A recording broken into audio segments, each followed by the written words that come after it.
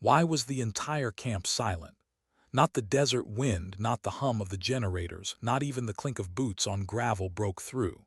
Every gaze locked on her, a woman in a stained apron, not a uniform. No rank, no medals. And yet she stood there, tray in hand, refusing the order of a man whose voice could shatter careers. The commanding officer's face was red with fury, veins standing out against the heat. "You dare defy me," he barked, the sound snapping like rifle fire. Soldiers froze mid-motion. A spoon hovered in the air, a pen halted above a clipboard. Silence thickened into something suffocating. And she didn't move. Lena's grip tightened on the dented tray balanced against her arm.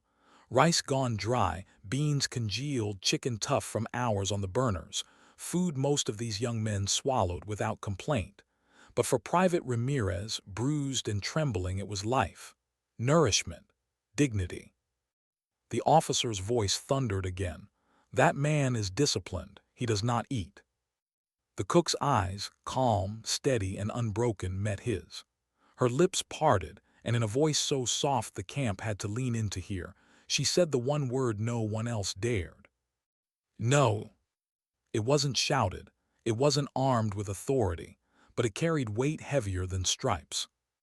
Gasps whispered through the mess hall. A sergeant turned his head away. Someone coughed to break the tension, and yet all eyes followed her as she crouched and set the tray down in front of Ramirez, her hand brushing his trembling fingers. For a moment, there was something rare here, a spark of humanity in a place where orders had long since burned it away. The officer stepped forward, his shadow darkening her face. "You're finished here. Pack your things. You'll be gone by sundown." Lena's jaw tightened. She didn't argue. Her bags were already packed, though not for the reasons anyone guessed.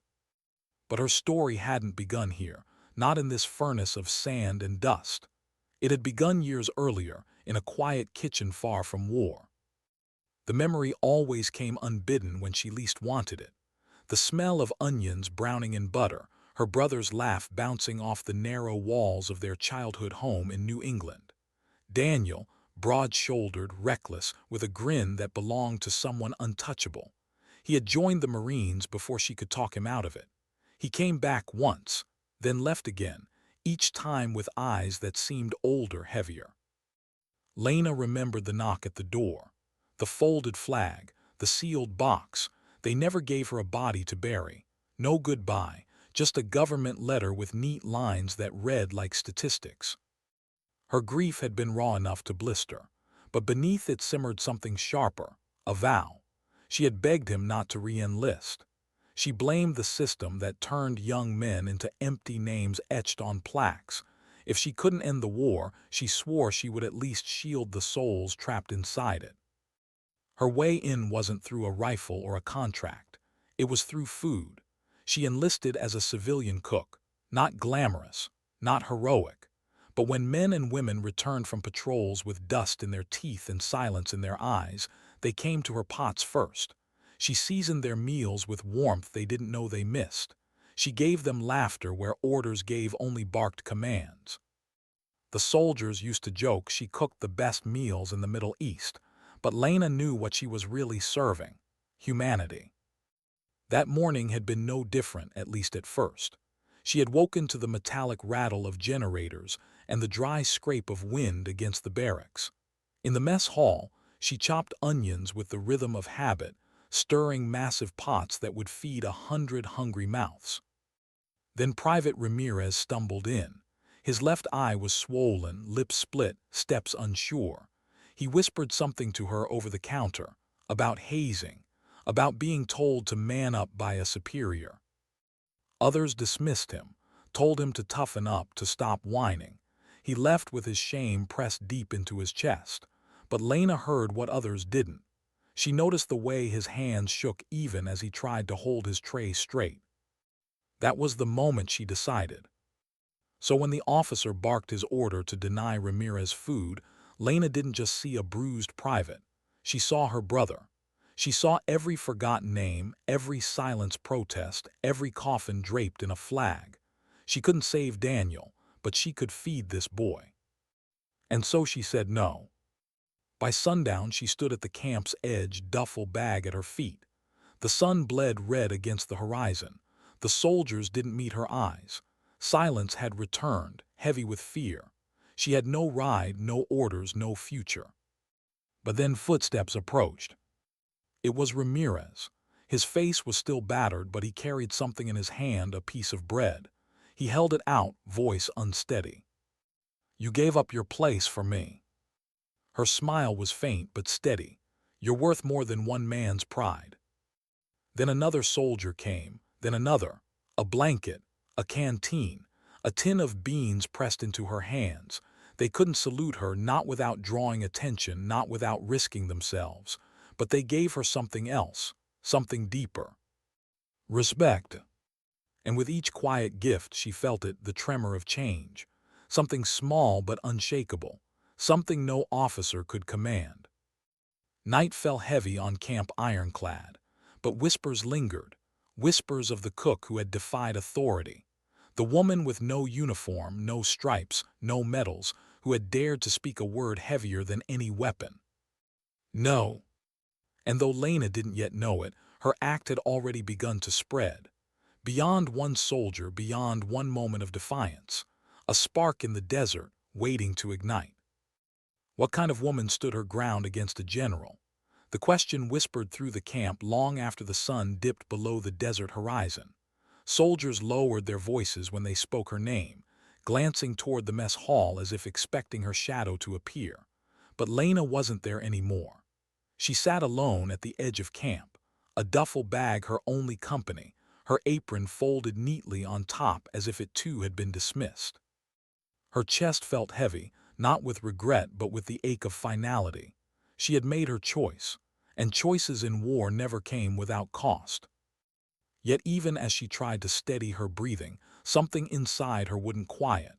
That one word, no, still echoed in her head like a drumbeat. She hadn't said it for herself. She hadn't said it to be remembered. She had said it because there had been no other word left in her. But what would come of it? The camp commander arrived at dawn. Not with the fury of boots stomping or orders barked. No, she came quietly, her convoy moving through the pale desert light. Soldiers straightened as soon as her vehicle stopped. Conversations ceased. Even the air seemed to still. Lena watched from the shade of her duffel as the commander stepped out. Silver hair tucked beneath her cap. Eyes sharp, unblinking, cutting through the camp like the edge of a blade. This was a woman who had lived war long enough to wear its silence like a second skin. Whispers traveled faster than orders. "The commander's here for her." Lena pulled herself to her feet. Her knees wobbled, but she forced her back straight. She wouldn't cower, not now. The commander's gaze found her instantly. She approached, each step deliberate, measured, as though nothing in the world could alter her pace. When she stopped, she didn't shout. She didn't berate. Her voice was steady, almost flat. "You disobeyed a superior officer." The words carried no question, just fact. Lena didn't flinch. She knew the weight of disobedience. She knew the cost.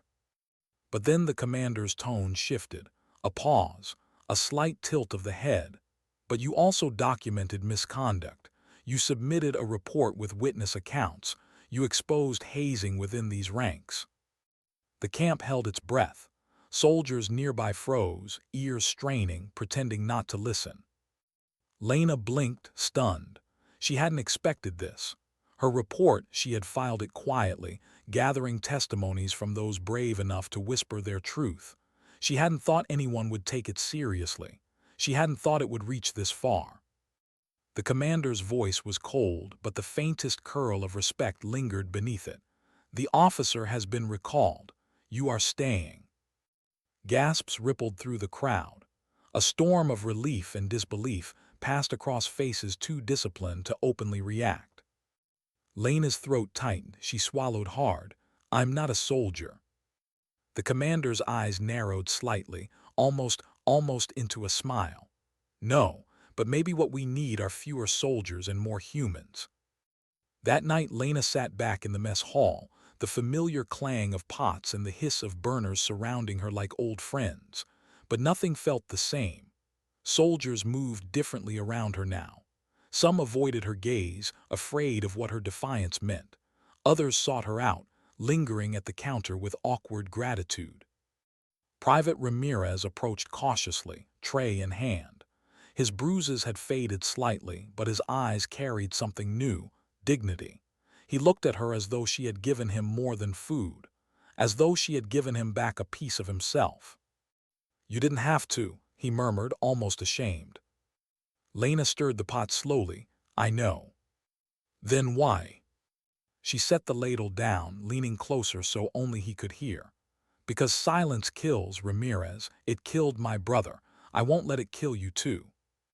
His lips parted, but no words came. He nodded once, a silent vow. But courage comes with shadows. Not everyone saw Lena's defiance as noble. In the days that followed, whispers shifted. Some called her reckless, a danger, a liability who had undermined authority. Soldiers loyal to the officer she had exposed spat her name like a curse. One morning, she found her apron slashed, a knife mark cutting through the fabric like a warning. Her hands trembled as she picked it up. For a moment, she felt fear curl in her stomach, sharp and undeniable. Maybe she had gone too far. Maybe she had overstepped into a world that wasn't hers to touch. But when she stepped back into the kitchen, a new apron waiting on the hook, she saw Ramirez already there, silently chopping onions. No words, no explanations, just quiet solidarity. And Lena realized something then. Fear was the proof she was doing something worth the risk. The next test came without warning. It was a sweltering afternoon when the alarms blared across Camp Ironclad. Incoming mortar fire. Soldiers scrambled, boots pounding, orders shouted. Lena froze mid-motion, ladle clattering to the floor. The ground shook with distant thunder. For a split second she was just a cook, powerless, expendable, the kind of person meant to hide in bunkers until the storm passed. But then a young soldier stumbled into the mess hall, clutching his leg, blood streaming through torn fabric. Panic widened his eyes. He wasn't screaming, not yet, but his body shook with shock. Lena dropped to her knees beside him. Her hands weren't trained like a medic, but she pressed her apron against the wound, holding firm. His breaths came ragged, shallow. "You're gonna be okay," she whispered, though her own pulse hammered with doubt. "Stay with me." The mortars kept falling, each one closer, rattling the windows, shaking the pots on their hooks. Fear clawed at her throat, but she refused to move. She pressed harder against the wound, holding him in place, whispering words that steadied her as much as they steadied him. When the barrage finally ceased and medics rushed in, they found Lena kneeling in blood, refusing to let go. Her apron was ruined, but the soldier was alive. That night she sat alone in her bunk, apron folded across her lap. It smelled of iron and dust, stained dark with life that wasn't hers. Her hands shook as she traced the fabric. For the first time since she had arrived at Camp Ironclad, tears burned hot against her eyes. She had told herself she came here to feed them, to offer warmth, to hold onto humanity in a place that consumed it. But now she knew the truth. She wasn't just feeding bodies. She was feeding souls, holding together the fragile thread of dignity when everything else threatened to tear it apart. And in that realization, a question began to grow, quiet but insistent. How much could one woman's defiance truly change?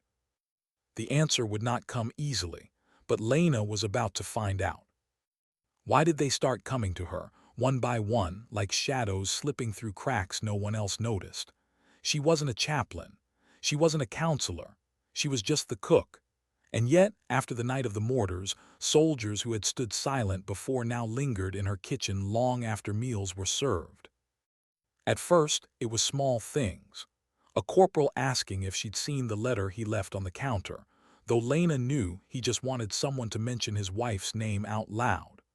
A medic pretending to check supplies while whispering that she hadn't slept in 3 nights.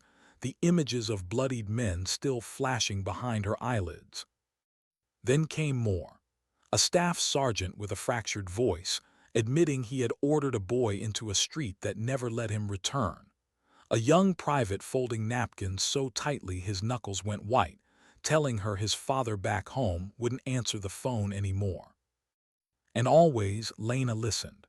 No lectures, no advice, no pity. Just the steady weight of her attention, the way her brother once gave her when she cried over small childhood hurts. She hadn't asked for this. She hadn't planned for it. But in a place where authority shouted and discipline crushed softness, her silence became sanctuary. Not everyone approved. In the barracks, resentment festered like an untreated wound. Soldiers loyal to the disgraced officer muttered that she was interfering, undermining order, turning the camp into a confessional. They accused her of making the weak weaker, of softening soldiers who needed steel, not sympathy. One night, as Lena returned from the kitchens, she found her cot overturned, her belongings scattered across the dirt floor. Her duffel bag had been sliced open, contents flung into the dust. Her brother's photograph, the only one she still carried, lay face down, its frame cracked. Her throat tightened. She knelt slowly, fingers brushing the glass, piecing it back together even though she knew it could never be whole again. For a moment, doubt clawed at her. Maybe she was wrong. Maybe kindness didn't belong in a place built on orders and obedience.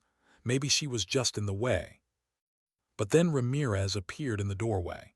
He didn't speak.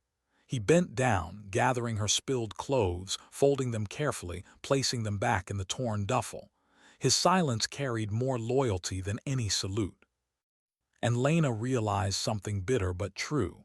If her presence stirred this much hate, then maybe it was because it had struck something deeper, something people didn't want to face.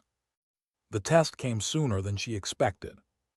A convoy returned late one evening, the sky bruised with smoke from a distant skirmish. Dust coated the soldiers' faces, their eyes hollowed by exhaustion. Lena moved through the mess hall as usual, serving, refilling, offering scraps of warmth. But when one of the vehicles pulled up, she saw a young man carried out on a stretcher, limp, his chest rising too shallowly. She froze. He was barely more than a boy. 18, maybe 19. His name, she learned later, was Cooper. He had joined only months ago, still clumsy with his gear, still uncertain in his salute. The medics rushed him past her, shouting for supplies. She should have stayed behind, stayed where she belonged. But something inside her moved her feet. Before she knew it, she was following them into the makeshift infirmary. Blood soaked through Cooper's uniform. A shard of shrapnel had torn through his side. The medics worked fast, but Lena could see the truth written in their faces. It was bad, too bad. Cooper's eyes fluttered open. Panic, desperation. He grabbed at Lena's arm, nails digging into her skin. "Don't let me," his words broke into gasps. She leaned down, close enough that only he could hear. "You're not alone." He shook his head violently. "Don't let me die." Lena's own breath caught. She wasn't trained for this. She wasn't prepared. She felt helpless, a fraud in this room of professionals. But she could see the terror in his eyes, the kind her brother must have felt in those last unseen moments. Her hand found his. She squeezed firm, unflinching. "Look at me, Cooper, right here. You're not leaving alone." For the next half hour, as the medics fought to keep him tethered to life, Lena stayed by his side. She whispered fragments of stories, half-remembered lines from her childhood, the smell of apple pie cooling on a New England windowsill, the sound of her brother's laugh echoing off kitchen walls. She gave him images that had nothing to do with sand or blood. When his chest finally stilled, Lena didn't let go until the medics gently pulled her hand away. That night she washed her hands again and again, scrubbing at blood that would not come off. She sat in the dark kitchen, staring at the empty pots, her chest aching with a guilt that hollowed her out. She had promised Cooper he wouldn't die, but he had. For the first time since arriving at Camp Ironclad, Lena broke. Her shoulders shook, her breath catching on sobs she had buried for years. She pressed her brother's cracked photograph to her chest, whispering apologies to two men she could never save. And yet when dawn broke, she returned to her post, eyes swollen, voice raw but steady. Because when the soldiers filed in, exhausted and haunted, they needed her, and she refused to abandon them. Whispers spread again, not of her defiance this time, but of what she had done in the infirmary. Some mocked her, saying she was playing saint. Others avoided her, unsettled by the weight of her presence. But more than a few looked at her differently, not with pity, not with disdain, but with something quieter: trust. One evening, Ramirez approached with a folded paper. He shifted nervously, eyes darting to make sure no one else was watching. "It's a letter," he muttered, "for my mom. I don't think I'll get a chance to send it." Lena's brow furrowed. "Why?" He hesitated, then whispered, "They're moving us forward, patrols in the valley. It's bad out there. Some of us, we don't think we'll come back." Her throat tightened. She took the letter, folding it carefully into her pocket. "You will," she said softly, though she wasn't sure she believed it. That night Lena couldn't sleep. The desert air was heavy, filled with the distant hum of engines, the metallic taste of anticipation. She lay awake, staring at the cracked ceiling of her quarters, turning Ramirez's words over and over in her head. She had come here to cook, to feed, to hold on to humanity, but what good was food against shrapnel? What good was kindness against death? Her brother's voice came back to her in memory, warm and teasing. "You always think too much, Lena. Sometimes all you can do is show up." And she realized maybe that was enough. Not to stop the war, not to shield every life, but to show up again and again until even silence couldn't erase it. The next morning she tied on a clean apron, ladled out food, and waited. She didn't know what the day would bring, only that when the soldiers came through those doors, weary and uncertain, she would be there. Because sometimes the strongest defiance isn't shouted, it isn't armed. It simply shows up. Why was she standing in front of a briefing table when she wasn't supposed to be there at all? The room was crowded with uniforms, brass glinting beneath the harsh fluorescent lights, the smell of dust and sweat clinging to the air. Officers hunched over maps, their voices clipped, eyes scanning red-marked valleys and circled roads where danger waited. Lena should have been in the kitchen, chopping vegetables, scrubbing pans. Instead, she stood at the back of the tent, apron still tied around her waist, tray of coffee mugs trembling slightly in her hands. She had been asked to serve drinks, just another civilian, unnoticed, invisible, but as she listened, every word burrowed under her skin. The commander's voice was steady. "Convoy Alpha will push through the valley at 600. Intelligence suggests limited resistance. Quick in and out." Lena's chest tightened. She knew that valley. She had heard soldiers whisper about it late at night over cold beans and bread. Ambushes, mines, death waiting behind every ridge. And then she remembered Ramirez's voice, low and certain. "Some of us, we don't think we'll come back."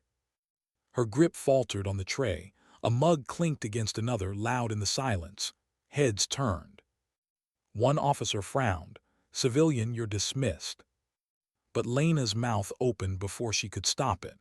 Her voice was quiet, but it cut through the air like a blade. "Don't send them through that valley." The tent froze. Every eye fixed on her. A cook, a woman in a stained apron, daring to interrupt. The commander's gaze was ice. "Excuse me." Lena's heart pounded, her throat dry. She should have stayed silent, she knew it, but the words kept coming.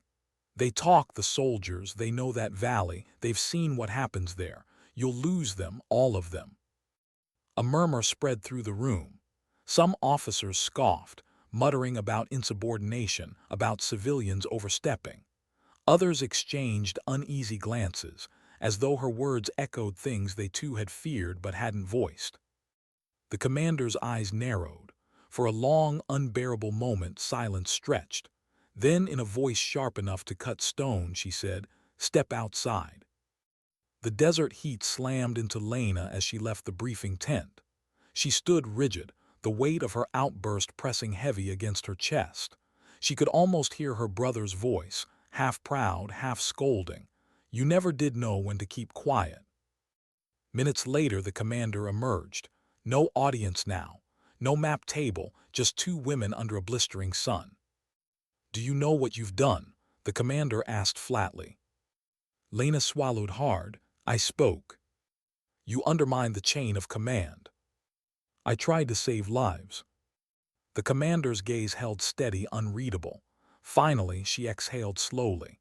"You think you hear things no one else hears because soldiers talk to you. But do you know what that makes you, Lena? A liability. They're soldiers, you're not. Your job is food, not strategy." The words stung, sharp and deliberate, but Lena didn't look away. "With respect, ma'am, sometimes the people at the table don't hear what the people on the ground already know." A muscle in the commander's jaw twitched. For a heartbeat, something flickered in her eyes, not approval, not agreement, but recognition. Then she turned, walking back into the tent, leaving Lena in the heat with her pulse hammering. That evening, word spread fast. Convoy Alpha's mission had been delayed. No reason given, but whispers spread that the route was being re-examined, that perhaps someone had spoken. Lena returned to her kitchen, hands trembling as she stirred pots, heart heavy with the weight of what she'd done. She didn't know if she had changed anything. She didn't know if she had just painted a target on her back. But when Ramirez passed through the line, tray in hand, he gave her a look she couldn't mistake. Not fear, not pity. Trust. Not all eyes held trust. That night, as she scrubbed pans alone, shadows shifted in the doorway. Two men stepped inside, broad, silent, their faces hardened into masks. "You think you're a hero," one muttered. Lena froze. The clang of water dripping from steel echoed too loudly. "You think feeding us gives you the right to speak like you know what this war is." The other stepped closer, voice low and dangerous. "Stay in your place, cook, or someone will put you back in it." Her breath caught. For a moment, fear rooted her to the ground. She could smell their sweat, feel their presence closing in like a trap. Her hands clenched the edge of the sink until her knuckles went white. But she didn't answer, she didn't plead. She only lifted her head, meeting their eyes with steady silence. It was Ramirez's voice that cut through the tension. "Back off." He stood in the doorway, fists clenched, eyes burning with a fire Lena hadn't seen in him before. The two men exchanged a glance, muttered curses, and slipped into the night. Ramirez stepped forward, his jaw tight. "You can't be alone here anymore." Lena exhaled, her body trembling now that the danger had passed. She wanted to argue, to insist she could take care of herself. But she saw the truth in his face. She wasn't just carrying her own defiance anymore. She was carrying theirs too. The next day, a soldier approached her during the lunch rush. A quiet one, barely older than Cooper had been. He slid a folded piece of paper across the counter. If something happens to me out there," he whispered, "can you send this home?" Lena stared at the letter, her heart clenching. Another name, another weight. She nodded, slipping it into the growing collection she kept hidden beneath her mattress. By week's end, there were 7 letters, each one entrusted not to commanders, not to systems, but to her, the cook, the woman with no uniform. She began to wonder, when had she stopped being invisible? The answer came one night in the mess hall. The room was quieter than usual, the weight of unspoken dread pressing down. Patrols had been ordered. The valley still loomed, its danger unresolved. Soldiers sat with their trays, staring at food without tasting it. Lena moved among them, setting down extra bread, offering small words no one else dared speak aloud. Then, without warning, the commander herself stepped inside. Conversations died instantly, forks froze midair. The commander's gaze swept the room before settling on Lena. For a moment the silence was suffocating. Then the commander spoke. "Your words delayed a mission. They may have saved lives or they may have cost time we didn't have. We'll never know. The room held its breath. But this much is true. Her eyes softened slightly. When soldiers entrust their fears to you, when they hand you their last words, it means you've become something here none of us expected. Lena's chest tightened, her breath catching. You're not one of us, the commander continued, but maybe you've become something we need even more. The silence that followed wasn't heavy this time. It was reverent. Soldiers shifted in their seats, eyes flicking toward Lena not with pity, not with scorn, but with quiet recognition. And in that moment, she realized the truth she had resisted from the start. She had no uniform, no stripes, no authority. But she had a voice. And sometimes, one voice was enough. Why was waiting sometimes worse than fighting?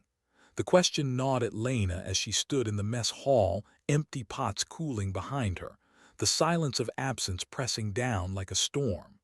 Half the camp had rolled out at dawn, armored vehicles groaning into the valley she had begged them to avoid. She hadn't gone with them. She couldn't. She was just the cook, and yet she felt every mile, every risk like it was etched into her own skin. The hall, usually filled with clatter and chatter, was hollow. A few soldiers lingered, restless, pretending to play cards or polish boots, but their eyes betrayed them. They were waiting too. Lena sat at a table, hands folded around a tin cup gone cold. Beneath her mattress in the barracks, 7 letters waited, 7 voices that had chosen her as their last witness. Each page was heavy in her mind, heavier than any weapon. She stared at the door, as if willing them back, as if her gaze could pull armored trucks over dunes and through fire. But the hours dragged on. The first sound came mid-afternoon, a distant rumble, engines. Soldiers sprang to their feet, rushing outside. Lena followed, her chest hammering. The convoy returned, but not whole. Vehicles limped in, paint scorched, tires shredded. Dust caked every face. The first truck rattled to a stop, medics swarming before engines even died. Ramirez climbed down slowly, his uniform torn, his arm bandaged in blood-soaked cloth. When he saw Lena, he stopped. His lips parted as if to speak, but no words came. Instead, he just shook his head, a small, broken motion. Behind him, stretchers emerged. Soldiers laid out in rows, some groaning, some terrifyingly still. Lena's heart seized. She scanned faces desperately, her throat tight with fear. Cooper had already haunted her enough. She couldn't lose more. But then she saw the quiet one, the boy who had given her his letter only days ago. His face was pale, eyes closed, chest unmoving. The world narrowed to a single sound. The tray she had been holding slipped from her hands, clattering against the dirt. That night she unfolded his letter with trembling fingers. The words swam through her tears. Dear Mom, if you're reading this, I guess I didn't make it back. I'm sorry. I wanted to tell you that I wasn't afraid because I had people around me who cared. A woman here, she's not a soldier, but she made me feel like I mattered. She reminded me I was still human. Remember me that way, not as someone who died, but as someone who lived for something. The paper blurred. Lena pressed it to her chest, the weight of his trust crushing her. She had promised to carry their words, but no one had warned her what it would feel like to deliver them. Days passed. The camp moved on as camps always did. Orders barked, vehicles repaired, patrols reassigned. The machine of war swallowed grief and spit out duty. But Lena couldn't let go. She sat in her bunk at night, the stack of letters growing, each one a silent reminder that soldiers didn't confide in stripes. They confided in her. She began to wonder if this was why she was really here. Not for food, not for defiance, but to be the keeper of their voices, the bridge between who they were and who they feared they might become. Still, fear gnawed at her. Every time Ramirez left on patrol, her chest locked with terror. She told herself she was being foolish, that she couldn't protect him, couldn't protect anyone. But her heart didn't care. Every face now mattered too much. Every laugh, every weary smile at the counter became a name she couldn't bear to lose. The next test came unexpectedly. It was dusk when the commander called her into the operations tent. Maps spread across the table, radios crackling with static. Officers glanced up with thinly veiled disapproval, but the commander's stare silenced them. "You've earned something here whether I like it or not," she said. "The soldiers trust you, they talk to you. I can't ignore that." Lena stiffened. "I don't want authority." "Good, you won't get it." The commander's tone was dry, almost sharp with amusement. "But you do have influence, and influence can be dangerous if misused." The commander leaned closer, voice dropping.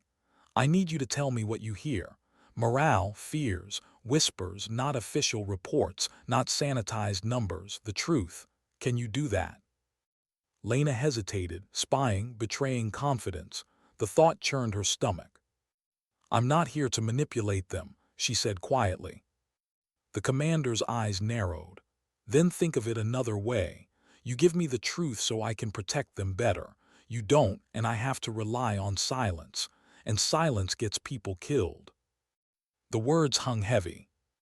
Lena nodded slowly. "I'll tell you what they need you to hear, not everything, only what keeps them alive." For the first time the commander's face softened, just barely. Fair enough. That night Lena walked back to the mess hall, the weight of her choice pressing against her chest. She was no longer just a cook, no longer just a sister grieving her brother. She was becoming something else, something she hadn't asked for. A voice. But with it came danger. If the soldiers discovered she spoke to command, would they still trust her? If the officers thought she said too much, would they silence her? Her hands trembled as she stirred the pots, her reflection flickering in the oily surface. She didn't want this. She never wanted this. And yet she couldn't walk away. The next patrol prepared to leave 2 days later. Lena moved quietly among the soldiers, handing out coffee, slipping extra bread into packs, her eyes meeting theirs with silent vows. She wanted to scream at them not to go. She wanted to beg the commander to call it off. But she didn't. She only whispered, "Come back." When Ramirez passed, she pressed his letter into his hand. "Don't leave this with me. You're bringing it back yourself." He hesitated, then tucked it into his vest. "Yes, ma'am." She watched them roll out into the desert again, her chest hollow, her hands gripping her apron as though it could anchor her. And as the dust swallowed them, she asked herself the question that never left her anymore. How many would return this time? Hours later, the sound of distant explosions echoed across the horizon. Lena froze, ladle slipping from her hand. Soldiers around her looked up sharply, eyes wide. The ground didn't shake, but the air carried it, the sound of battle miles away. She pressed a hand to her chest, whispering her brother's name, Ramirez's name, every name she could recall. And then, with the helplessness of one who could not fight, she waited. Because sometimes, the hardest battle wasn't on the front lines. It was in the waiting. Why did silence feel louder than gunfire? The convoy rolled back into camp under a bruised sky, and Lena could hear nothing but the hollow thud of her own heartbeat. Soldiers stumbled down from the trucks, some limping, some carried. The air was thick with diesel, smoke, and something heavier, grief. She scanned every face, too fast, too desperate, searching for one in particular, Ramirez. And then she saw him, alive but changed. His uniform was shredded, blood streaking his cheek, his eyes hollowed by something he could never unsee. He walked like a man carrying ghosts on his shoulders. Relief washed through her so hard it almost buckled her knees. But behind him came stretchers, 4 of them, and she recognized one face before she wanted to. The boy who had given her his second letter. The one who had joked nervously that maybe he'd need 2 just in case. His chest was still, his hands folded across his vest. Lena's breath caught in her throat. She wanted to cry out, to collapse, to demand why. But all she could do was step back, her apron pressed to her lips as the reality sank in. They were not all coming back, not this time, not ever. That night the mess hall was quieter than a church. Soldiers sat in clusters, food untouched, eyes downcast. Lena moved between tables, laying bread and bowls in front of them, though no one reached for it. She caught snatches of whispers. She warned them. They didn't listen. She tried. But beneath the gratitude another murmur spread, softer, sharper. She talks to command. Spies for them. She's the reason the patrols are late. Lena felt it in every glance that flicked toward her and then away, distrust growing like cracks in stone. When Ramirez approached the counter, his tray empty, she braced herself. He didn't speak at first, just looked at her, his eyes searching. Finally, he whispered, "Tell me it isn't true." Her chest tightened. "What?"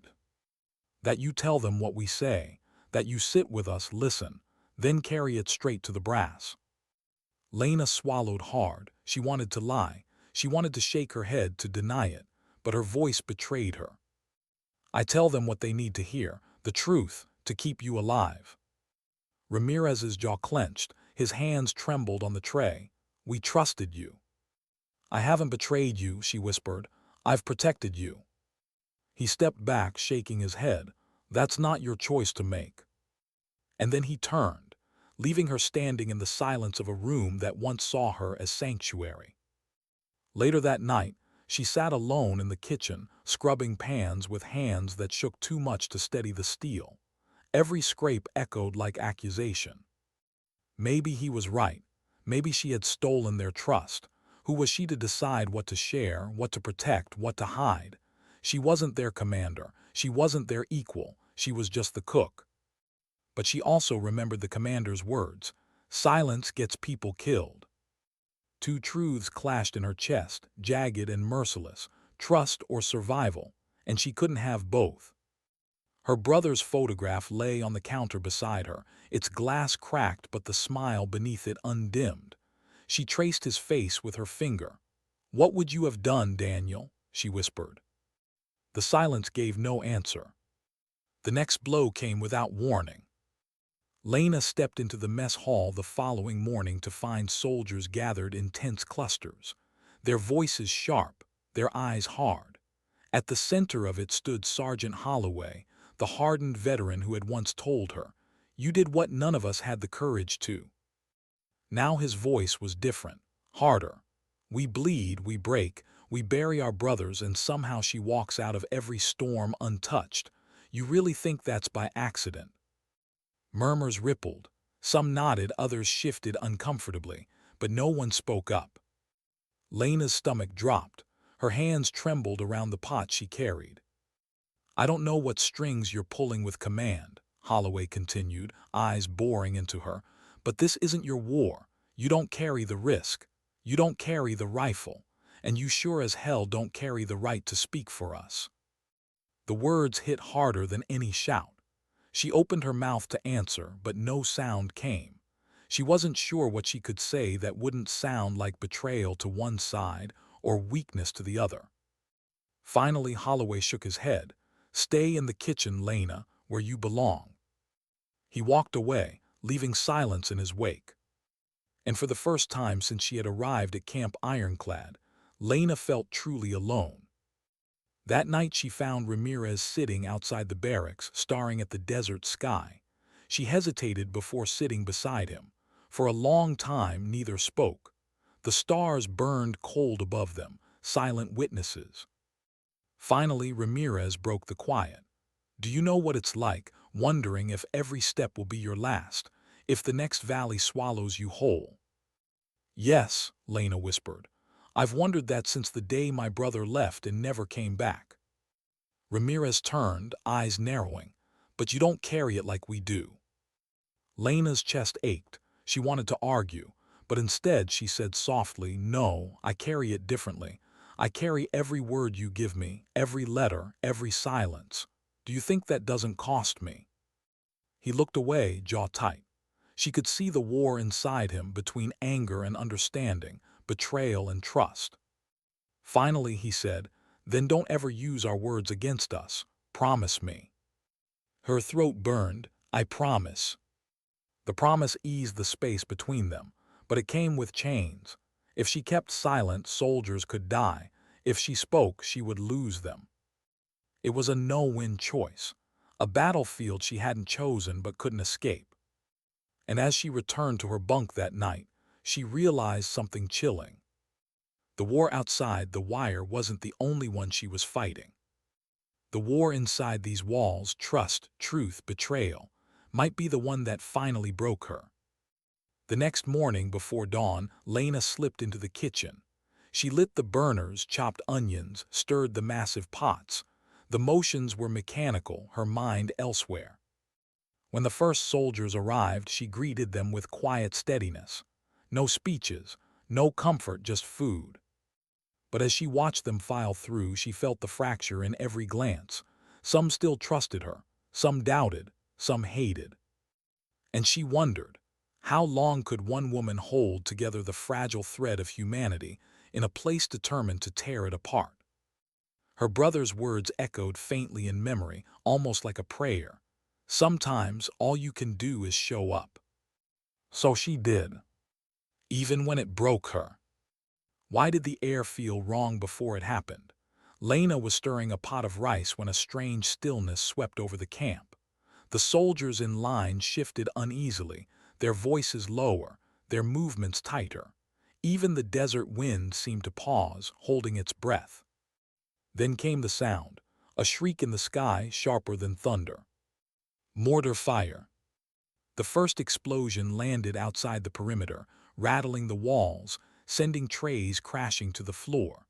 Soldiers dove for cover, shouting orders over the roar. Dust filled the mess hall as the ground shuddered again. Lena froze, her ladle clattering into the pot. For a moment she was just a cook again, powerless, terrified. But then the door burst open. A soldier staggered in, blood soaking his leg, collapsing against a table. She didn't think, she moved.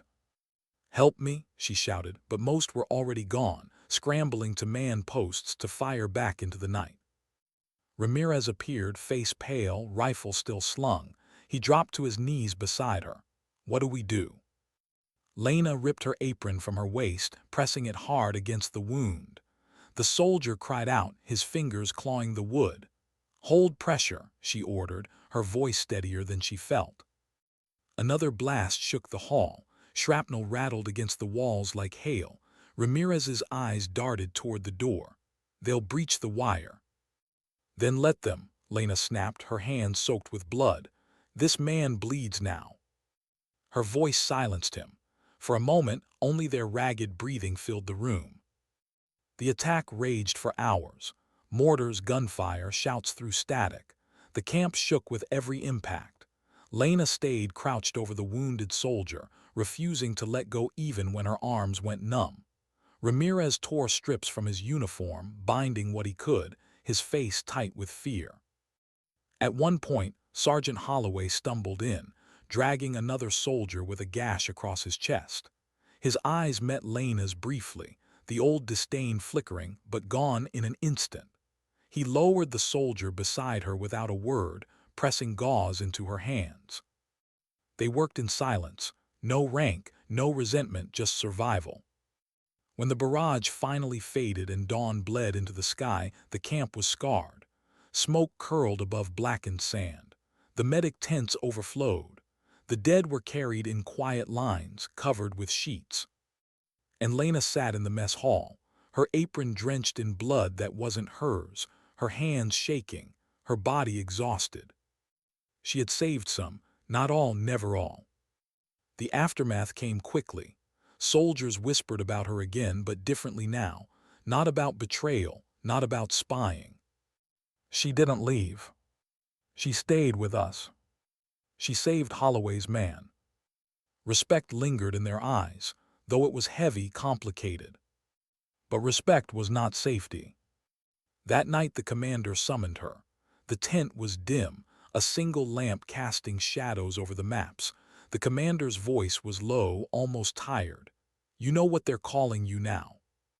Lena shook her head. The cook who doesn't leave, the one who bleeds with them. Lena's chest tightened. I'm not a hero. I know, the commander said. That's why it matters. Silence stretched. Then the commander leaned forward, eyes narrowing. But there's a problem. Word is spreading. Soldiers in other camps, even outside the wire, they're talking about you. A civilian cook who defied orders, who stood against fire and didn't run. Do you understand what that means? Lena frowned. What does it mean? It means you're becoming a symbol, and symbols are dangerous. The warning proved true sooner than expected. 2 nights later, as Lena prepared food by lantern light, she felt the shift in the room. Soldiers fell silent, eyes darting toward the door. A man stepped in, not from their unit. His uniform marked him from another company, his expression hard. He carried no tray. You're the cook, he said flatly. Lena wiped her hands, wary. I am. He stepped closer. Word is, you think you're one of us, that you think you have the right to stand where soldiers stand. Her pulse quickened. I don't think that. Then stop acting like it. His voice dropped, sharp as steel. Because symbols get men killed. And I don't care how many pots you stir, if your voice makes them hesitate, if your face makes them doubt. Then you're more dangerous than the enemy outside the wire. He turned sharply and left, the silence he left behind thicker than smoke. That night Lena lay awake, staring at the ceiling. Fear coiled in her stomach, not of mortars, not of shrapnel, but of her own shadow. She hadn't asked to be a symbol, she hadn't wanted it, but the soldiers had made her one anyway, and now she realized she couldn't control it. Ramirez's voice came back to her, quiet, pleading, "Don't use our words against us." Holloway's voice sharp, accusing, "This isn't your war." The commander's voice warning, "Symbols are dangerous." She pressed her brother's cracked photograph to her chest. "I didn't want this, Daniel," she whispered. "I just wanted to feed them." But maybe that was never all she was doing. At dawn, Lena stood in the mess hall, ladling out food to weary soldiers. Their eyes met hers with a mix of gratitude, suspicion, hope, and fear. She could feel the weight of it pressing on her, heavier than any tray. And she knew soon she would be forced to choose again, to be silent or to speak, to be invisible or to stand. And this time, there would be no middle ground. That evening, the commander appeared at the door of the mess hall, her voice cutting through the quiet. "There's a meeting tonight, not just officers, everyone. Soldiers need a voice that isn't mine, you'll speak." Lena froze. "I can't." "You will," the commander said firmly, "because whether you like it or not, you already are." The weight of the words pressed down on her, a choice she never wanted, a role she never sought. But as she looked around the room, at the faces watching her, bruised, weary, human, she realized the truth. She had no uniform, no rank, no authority. But she had been given something else. Their trust. And trust, once given, was a duty heavier than command. That night, Lena walked toward the gathering, her steps slow, her chest tight. The desert wind whispered across the camp, carrying the scent of smoke and dust. She could hear the murmur of voices waiting, soldiers gathered not for orders, but for something rarer. Hoping. She wasn't ready, she wasn't worthy, she wasn't even sure she had the right. But she was all they had. And as she stepped into the circle of light, every eye turned to her. The cook, the outsider, the woman with no uniform. Her voice trembled as she began. "I'm not here to give orders. I'm not here to tell you how to fight. I'm here because I see you, because I hear you, because I will never let you forget you are more than uniforms. You are human." The silence that followed was heavy, but it wasn't empty, it was full. And for the first time, Lena realized sometimes a symbol wasn't chosen. It was forged. Why were they all looking at her like she carried the answer? Lena stood in the glow of lanterns, the night pressing in, faces gathered in a circle around her. Soldiers, tired, bruised, silent, waited. Not for orders, not for strategy, but for something war rarely gave them.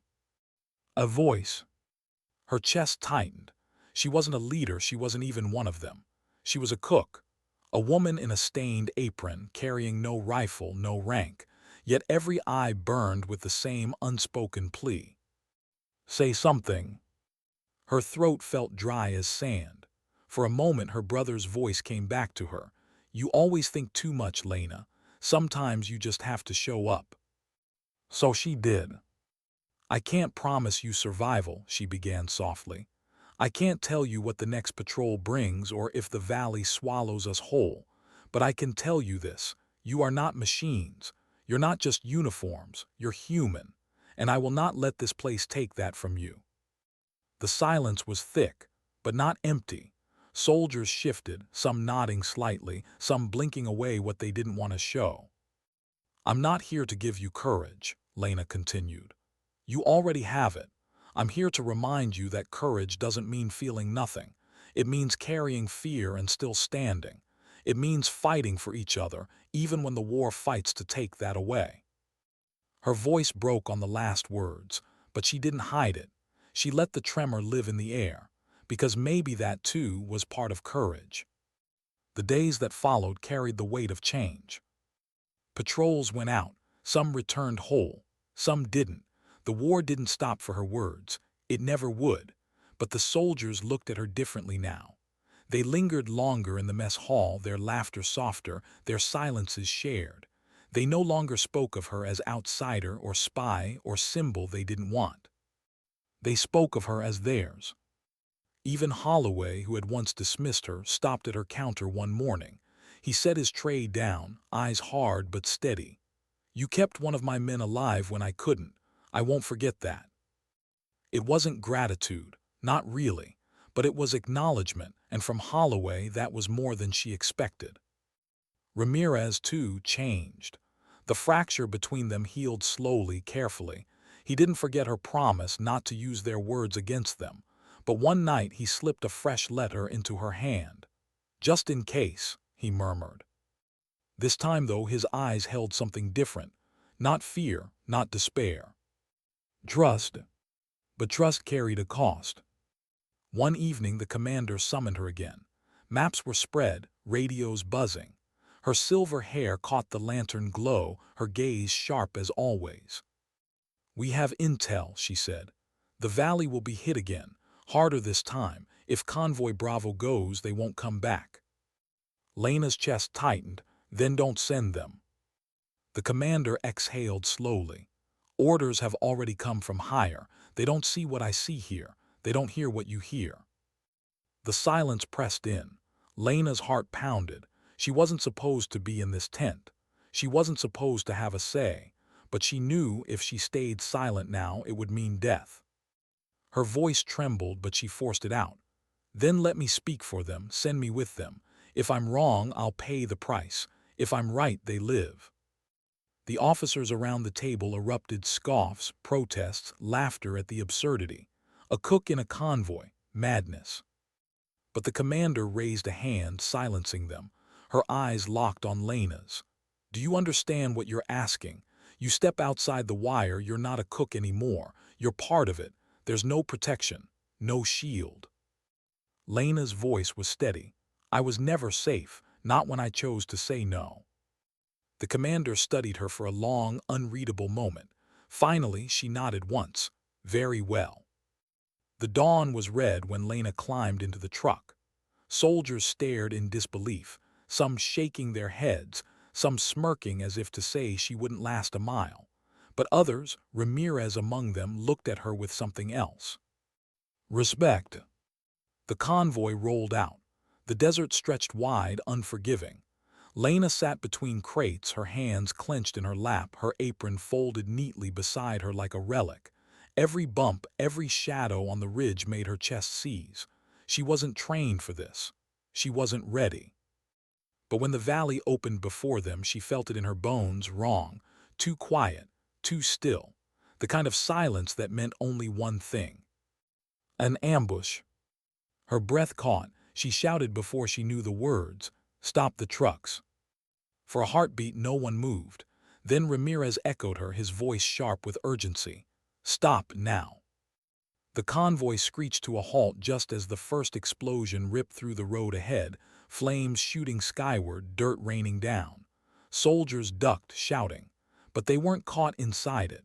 Not this time. The trap had failed. Gunfire erupted from the ridges. Soldiers returned fire, chaos exploding around them.